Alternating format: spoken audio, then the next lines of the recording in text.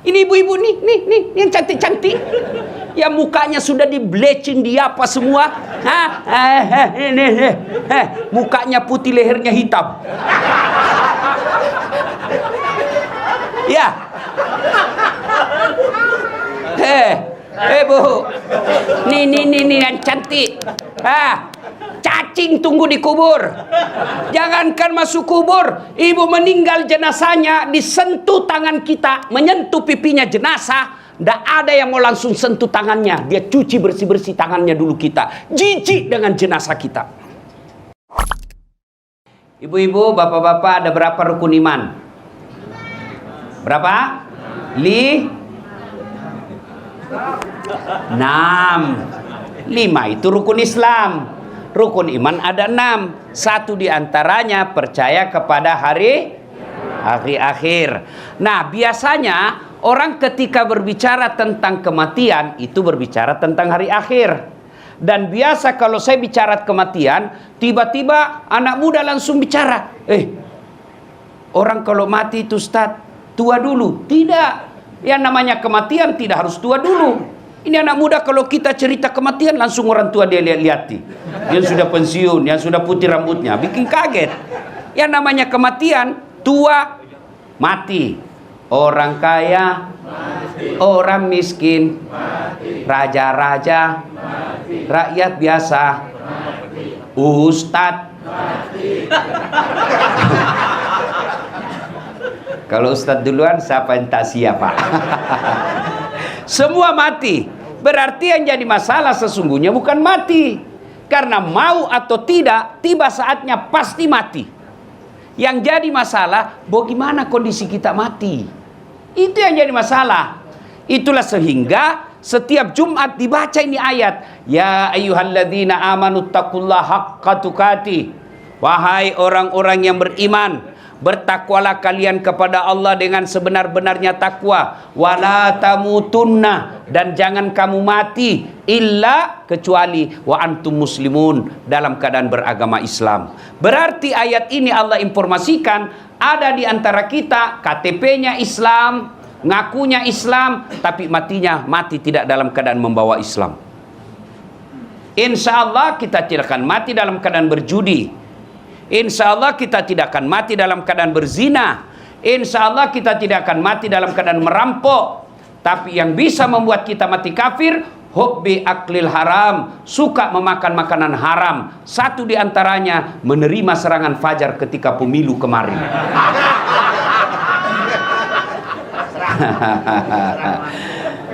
Ini betapa hancurnya moral bangsa kita, Pak. Saya kan selesai pemilu tetap ceramah keliling Indonesia, Pak. Apa rakyat bilang apa itu serangan fajar? Dia ganti bukan serangan fajar. Dia ganti apa, Pak? Sedekah subuh. Apa ndak hancur, Pak? Ya, Ibu Bapak, saya yakin Bapak Ibu tidak yang hadir di sini tidak terima serangan fajar. Tapi kalau ada yang jadi sponsor serangan fajar, itu bagian daripada kebatilan. Ya, Ibu Bapak, saudara-saudara sekalian, kita sedikit tentang kematian. Biasanya kalau kita cerita kematian, itu kita selalu berpersepsi, berpikir harus tua dulu, harus sakit dulu. Tidak. Kematian, anak muda pun pasti mati. Suatu ketika, Sulaiman alaihissalam lagi ceramah seperti ini. Tiba-tiba datang tamu tadi diundang. Berkatalah tamu tadi, Assalamualaikum warahmatullahi wabarakatuh ya Rasulullah. Waalaikumsalam warahmatullahi wabarakatuh. Nabi Sulaiman katakan, silakan masuk, duduk. Duduklah tamu tadi. Nabi lanjutkan ceramahnya. Belum selesai Nabi ceramah, tiba-tiba tamu tadi, Pak, diangkat tangan. Ya Rasul, ada pekerjaan saya penting, tidak bisa ditunda dan tidak bisa dimajukan. Saya izin pamit dulu. Kata Nabi, silakan. Berangkatlah tamu tadi. Sepeninggal tamu tadi, Nabi bertanya kepada jamaahnya, saudara-saudara sekalian, ada yang tahu siapa itu tadi tamu? Tidak ya Rasul, Anda yang lebih tahu. Nabi Sulaiman katakan, itulah tadi yang memisahkan dengan segala orang yang kau cintai di dunia. Itulah tadi yang memisahkan kamu dengan harta yang kau miliki. Itulah tadi yang memisahkan antara jasad dengan rohmu. Itulah tadi malaikat pencabut nyawa yang setiap kali datang pasti ada yang ingin diambil dan tidak kembali sebelum diambil yang diinginkan. Selesai berkata begitu, tiba-tiba dari belakang ada anak muda, dia angkat tangannya. Ya Rasul, itu tadi malaikat pencabut nyawa. Betul. Tidak kembali sebelum diambil yang diinginkan. Ya, mati saya ya Rasul. Kenapa? Semenjak dia datang sampai pulang, saya terus dia lihat-lihati. Kata Nabi Sulaiman, hati-hati kok. Nah mudah, barangkali kau yang diinginkan. Ya Rasul, jangan main dah. Bawa saya jauh. Ya Rasulullah, bawa saya jauh sampai dia tidak dapat saya tadi ini. Nabi Sulaiman katakan, baik. Angin, tolong terbangkan anak muda ini. Nabi Sulaiman dengan izin Allah, mujizatnya pandai bicara dengan binatang, pandai perintah angin. Bahkan dia adalah manusia terkaya di dunia sampai sekarang ini. Kata Nabi Sulaiman, angin, tolong kau terbangkan anak muda ini. Bawa di mana mau pergi. Siap. Diterbangkanlah anak muda ini, Bu. Kiri, kanan, lurus, kiri, kanan. Dia pikir saya sudah jauh, saya kurang ngajar, tidak dia dapat lagi saya tadi itu. Bikin kaget-kaget. Angin. Sudah, turunkan saya, sudah saya jauh ini. Turun. Pas turun, baru satu langkah diinjakkan kakinya di tanah, langsung muncul itu tadi tamu. Dari mana kau? Dari tadi saya tunggu kau. Kenapa saya tinggalkan majelis tadi? Karena di sini takdirmu harus mati. Akhirnya dia tinggalkan, dia hindari kematian. Justru kenyataannya dia datangi kematiannya. Kullu nafsin sa'iqatil maut. Semua yang hidup pasti akan mati. Sebaliknya, kalau tidak tiba saatnya, biar setengah mati kau mau mati, tidak akan mati. Ini ada cerita, wallahu alam benar atau tidak. Ada ibu ketahuan suaminya selingkuh. Dia dapat WhatsApp-nya lope-lope. Sakit hatilah dia. Akhirnya dia mau bunuh diri. Dia ambil racun. Dia masuk di kamarnya, minum racun. Karena buru-buru takut didapat anaknya, dia buru-buru minum racun. Akhirnya lebih banyak masuk di hidungnya daripada mulutnya. Muntah-muntah, tidak jadi mati. 1 bulan kemudian, ketahuan lagi suaminya selingkuh. Dia mau bunuh diri. Lihat racun, bulan lalu gagal. Dia ambil pisau, Bu. Dia iris urat nadinya. Rencana bunuh diri, dia iris urat nadinya. Dia lupa ternyata pisau yang dipakai pisau tumpul. Tidak jadi lagi mati. 1 bulan kemudian bertengkar lagi sama suaminya. Dia mau bunuh diri. Dilihat racun gagal. Dia lihat pisau gagal. Akhirnya dia lari ke belakang rumahnya, lompat masuk ke dalam sumur. Ternyata dia lupa waktu itu musim kemarau. Ternyata air dalam sumur tidak cukup. Tidak jadi lagi. Saudaraku, ajal bila tiba tidak bisa dimajukan, tidak bisa diundur. Kullu nafsin sa'iqatil maut. Semua yang hidup pasti akan mati. Tungke maki nyawai pasti mati, kata orang Bugis. Al mautu babun. Mati adalah pintu yang setiap kita melewatinya. Nah, sekarang ibu bapak pernah ngantar jenazah? Pernah ngantar jenazah? Bukan pernah, sering.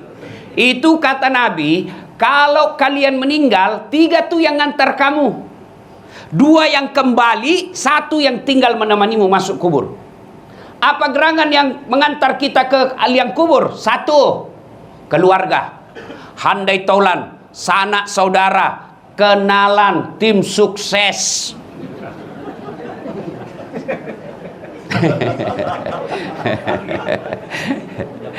Ya, jangan lihat Pak Lanyala. Tim sukses semua ikut ngantar kita. Tapi demi Allah, tidak ada satupun yang mau masuk menemani kita di kubur.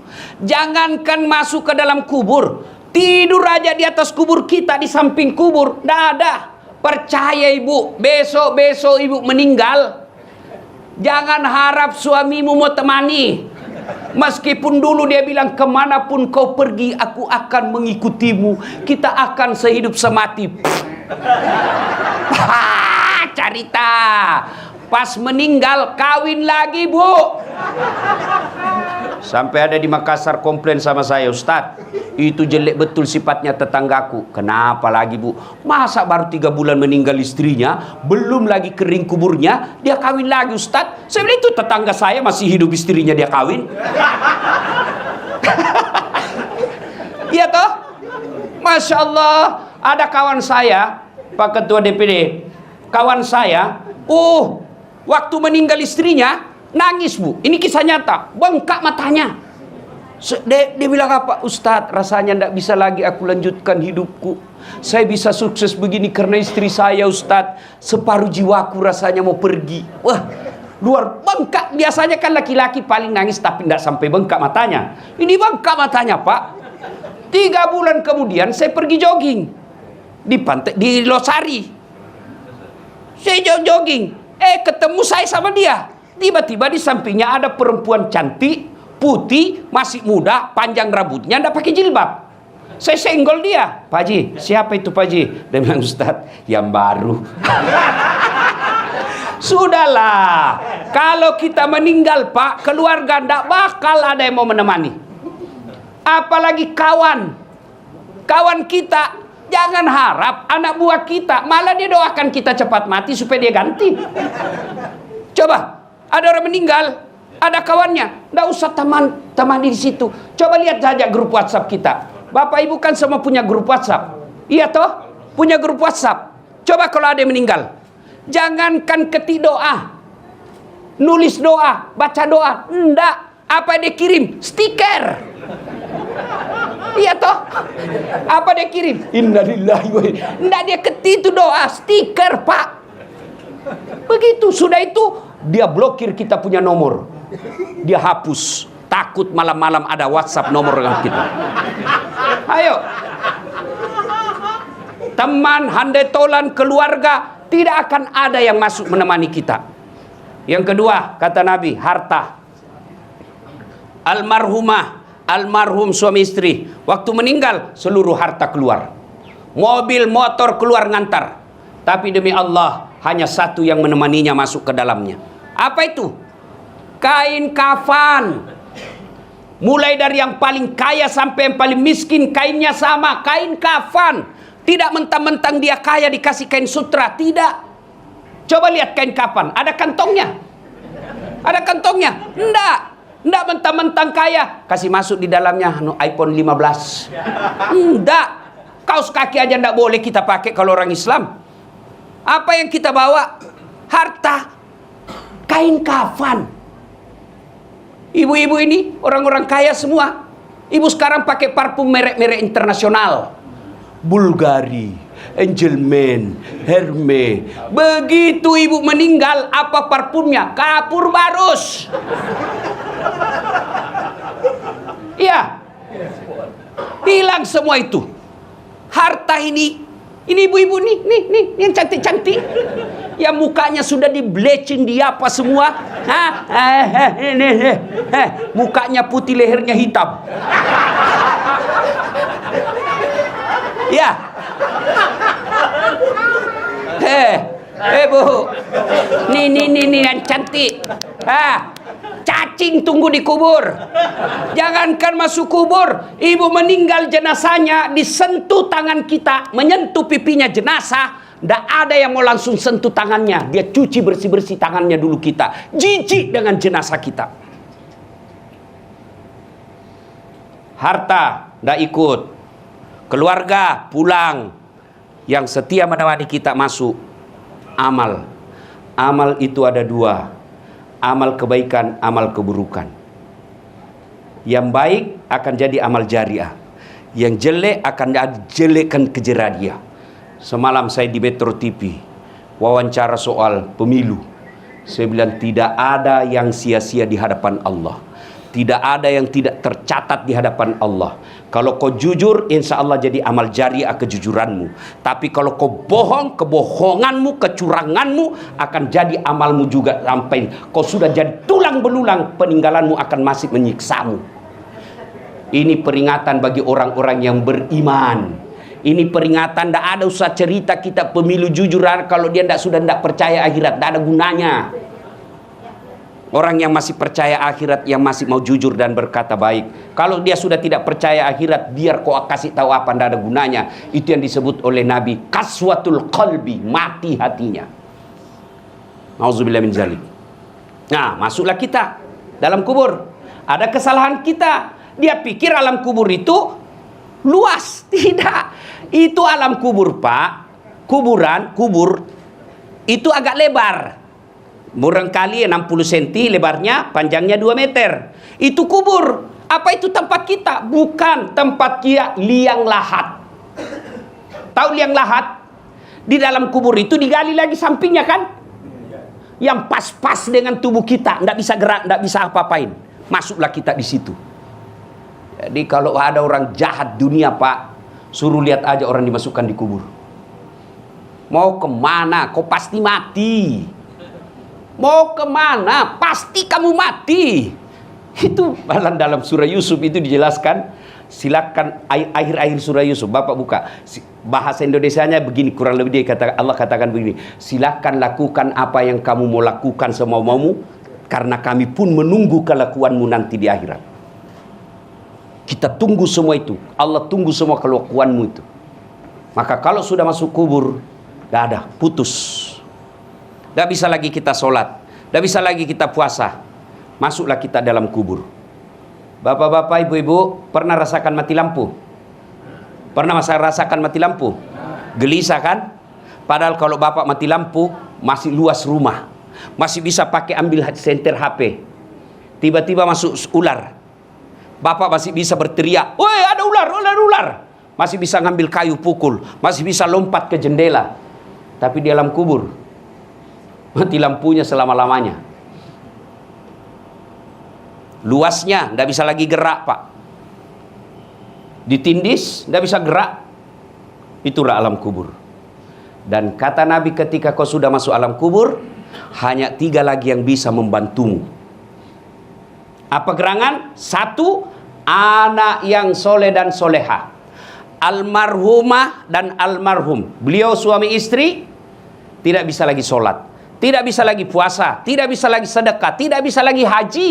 Yang bisa dilakukan amal-amalnya mengalir adalah anak yang soleh dan soleha. Saya mau tanya ibu-ibu, Bu, ibu, bisa ndak anaknya jadi anggota DPR ndak pernah nyalek? Bisa ndak? Ndak mungkin. Bisa ndak anak bapak ibu jadi dokter tidak pernah kuliah fakultas kedokteran? Ndak mungkin. Bisa ndak anak ibu bapak jadi tentara polisi ndak pernah daftar tentara polisi? Ndak mungkin.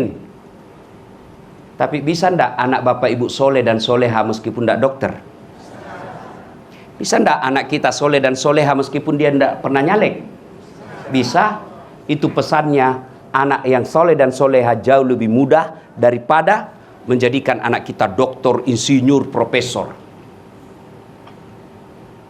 Tanya mereka yang sudah uzur. Apa mereka masih mengharapkan ruko? Apa mereka masih mengharapkan mobil mewah? Yang diharapkan anaknya ada di sampingnya. Sayang 1000 sayang. Orang tua sekarang lebih bangga kalau anaknya doktor, anaknya anggota DPR, tapi tidak malu kalau tidak pernah dilihat anaknya sholat berjamaah. Demi Allah, Bu, ketika ibu wafat, anak yang diharapkan doakan kita. Teman jangan harap. Suami, kawin lagi. Saya kan didengar istri saya ceramah saya begini. Dia lihat ceramah saya di YouTube. Mamanya istri saya. Dia bilang, "Ustadz, jadi kalau saya duluan meninggal, Ustadz mau kawin lagi?" Saya bilang, "Sini kau sayang. Kau duduk di sampingku, saya kasih dengar kau baik-baik. Jangankan kau meninggal, kau masih hidup saja, saya selalu berpikir kawin lagi. Apalagi kalau kau sudah mati. Bukan karena saya takut, cuma kau lebih berani dari saya." Bapak, Ibu, saudara-saudara sekalian, kita tentu berharap ketika kita sudah di alam kubur, anak kita minimal setiap 5 waktu berdoa, "Allahumma ghfirli wali walidayya warhamhuma kama rabbayani shaghira." Sayang orang tua sekarang bangga kalau anaknya tahu bahasa Inggris, tapi dia tidak malu anaknya tidak tahu ngaji. Karena ada orang bilang, hebat betul itu Ustaz. Apalagi hebatnya anaknya Ustaz, masih SD kelas 3 lancar betul bahasa Inggris. Apa hebatnya itu? Banyak yang begitu, Bu. Masa banyak Ustaz? Iya. Ibu coba ke Inggris. Anak-anak di sana, Pak, baru belajar bahasa sudah bahasa Inggris, Pak. Lalu apakah anakmu ketika pandai bahasa Inggris dia berdoa pakai bahasa Inggris nanti? Oh my God, Please help me my mother. Bleh. Nggak, dia tetap juga pakai bahasa Indonesia. Apa yang bapak ibu banggakan dengan anak yang tidak tahu sholat? Coba lihat anak-anak kita sekarang, Pak. Lebih respect sama cowoknya yang baru kenal 2 bulan daripada bapaknya yang sekolahkan dia. Mereka lebih sayang sama ceweknya daripada ibunya. Kalau ibunya yang telepon, nak, kau antar dulu mak. Bapakmu ndak bisa, lagi banyak kerjaan. Apa kata? Wah, lagi sibuk mak. Sekali ceweknya, tunggu deh, sebentar, 10 menit saya sampai. Apa yang kita harap dari anak seperti ini? Demi Allah, kita orang tua tidak berharap doktermu bawa ke sini. Tapi kita berharap, usia senjaku kau urus saya. Ibu-ibu sayang, kita lebih mengawasi suami daripada mengawasi anak. Ngapain awasi anak suami kita? Biar HP-nya kita mau periksa. Untuk apa? Kalau ibu dapat hal-hal negatif di HP, apa yang ibu mau? Gelisah kan? Sengsara perasaan. Mau dicerai? Mampu jadi janda. Hah? Tak nampak saya bela bapak hari ini. Mampu dapat yang lebih baik dari yang sekarang. Daripada ngawasi HP suami, mending ibu awasi anaknya. Suami maksiat, ibu ndak tanggung. Suami ndak sholat, ibu ndak tanggung. Tapi anak ndak jilbab, anak ndak sholat, anak ndak puasa, ibu yang nanti diminta tanggung jawabnya. Ngapain ngawasin suami? Kita ndak tanggung dosanya, tapi anak kita tanggung dosanya. Maka ibu, didik anak kita ibu. Terutama sholat. Cari tak mati anak mau baik kalau dia tidak sholat. Apa yang mau diharapkan? Coba anak-anak kita yang cantik, yang kecakep-cakep, yang baik kerjanya. Itulah yang potensial menyengsarakan orang tuanya. Tapi coba anak kita yang sekolahnya seadanya, akhlaknya baik. Inilah yang ngurus orang tuanya di usia senjanya. Maka anak yang soleh dan soleha, itulah yang akan menolong orang tuanya ketika ada di kubur. Dia akan berdoa, Allahumma gfirli wali walidayya warhamhuma kama rabbayani shaghira. Ibu tidak usah cemas soal isi perut anak kita. Yang kita cemaskan kalau dia tidak tahu sholat. Ibu tidak usah cemas kalau rumahnya dia masih ngontrak-ngontrak. Yang kita perlu cemaskan adalah ketika dia sudah bersuami istri, tidak pernah berjamaah dan tidak pernah kita lihat ngaji. Alangkah bahagianya orang tua. Subuh hari dia kaget, kenapa ribut pagar? Oh dia intip, oh masya Allah anak bungsunya dia pergi berjamaah ke masjid sholat subuh.